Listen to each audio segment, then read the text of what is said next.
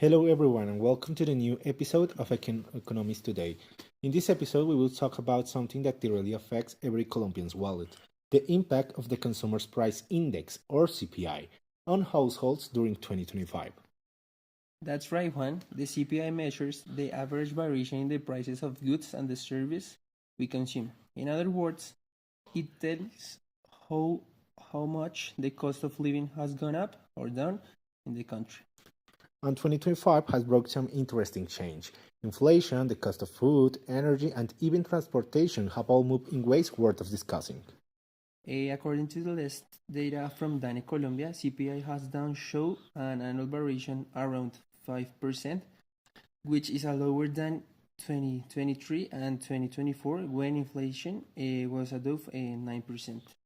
That means prices are still going up, but at a slower pace. However, households are still feeling the weight of price increasing accumulated over the last few years. Exactly.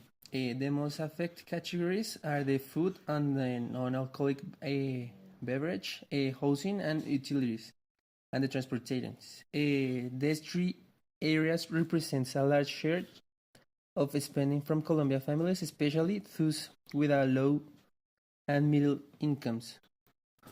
Okay, perfect. Let's talk about what people care most about. How has the CPI actually affected families' daily lives? For example, the rise in food prices continues to hurt family budgets, while the prices of some agricultural products have gone down.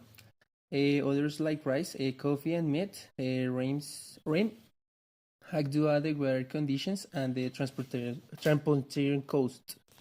And we can't forget utility bills. In several regions of the country, electricity and gas prices have gone up notably, making households' bills higher even when consumption stays the same. Transportation costs have also increased by an average of 6% this year, which make commuting more expensive for workers and students, all that directly affects families' purchasing power. So, how the households responding to this situation? Many are they adjusting their budgets, cutting back on entertainment or non-essential goods. There's also been a shift toward viewing cheaper brands of shopping at local markets and farmers' fairs. From a broader economic perspective, more controlled inflation can actually be good news. It allows the central bank of Colombia to keep interest rates stable, encouraging both consumption and investment. Yes, but there's still a risk if the prices as essential service keep rising. People may continue to feel inflation even if the national figures so show improvement. Okay, so to wrap it up, Diego, what advice can we give our listeners about dealing with the impact of the CPI in 2025? First, plan monthly excellently carefully and compare prices before viewing.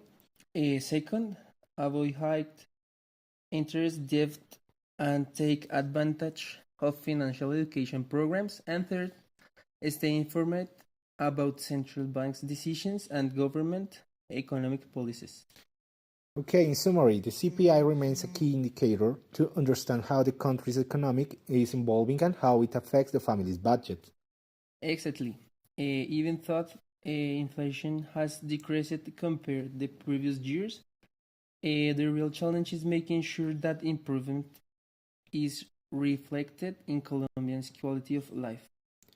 Okay, perfect. Thank you for joining us in this episode of Economics Today. Don't forget to follow us on social media and share this episode if you found it helpful. See you soon.